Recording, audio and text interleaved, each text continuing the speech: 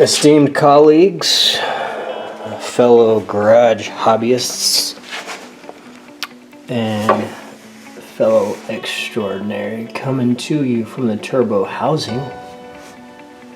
Notice we're missing some pieces here because cutting them up, and we're gonna make this thing breathe. And I forgot when I made this. Yeah, look at that.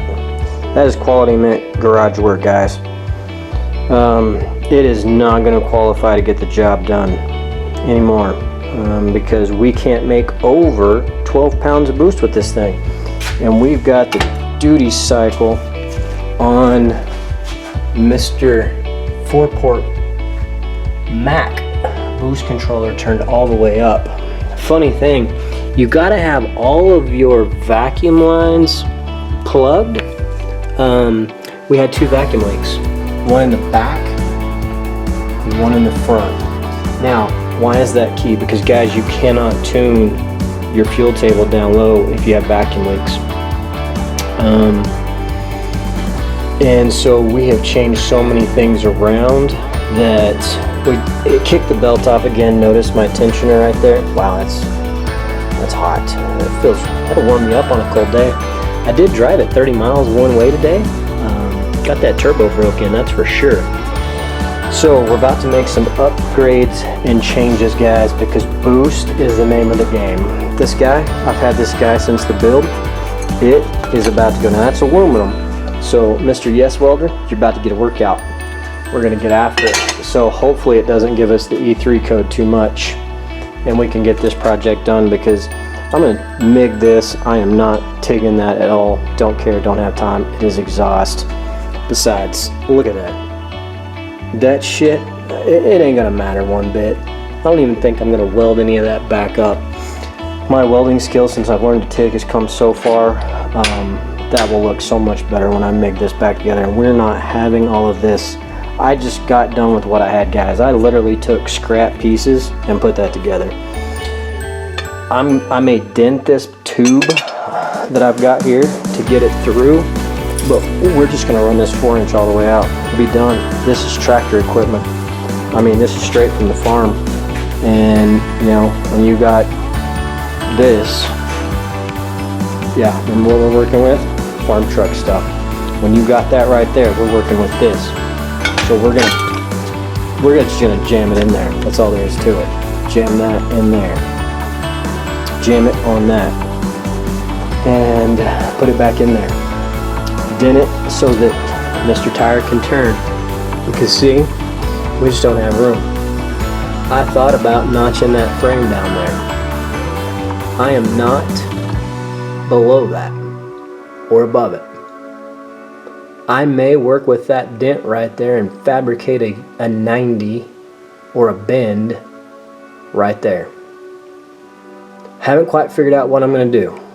I don't know. Figure it out. Stay tuned.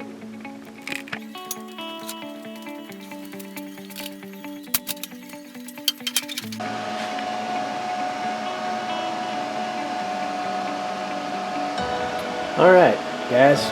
I have tacked that little doodad in right there. I got to see the gap I'm in on the other side, but and that's pretty close. And then I may kick it off out underneath there and back. But for tonight, for this week, that's probably gonna work. Move on to other projects. Boom. And that looks so much better, just not so Frankensteined already. So I'm gonna let it down. Let's see what that did. We got spacing there. Yep. And we are right there at the ground. So I will definitely kick that out with a 90 or something, just so it doesn't blow like dust straight up in the air, especially like backing up and stuff. So anyway, we're gonna send it, guys. I'm gonna turn the steering wheel here in just a second and see what it does, but I think that'll work.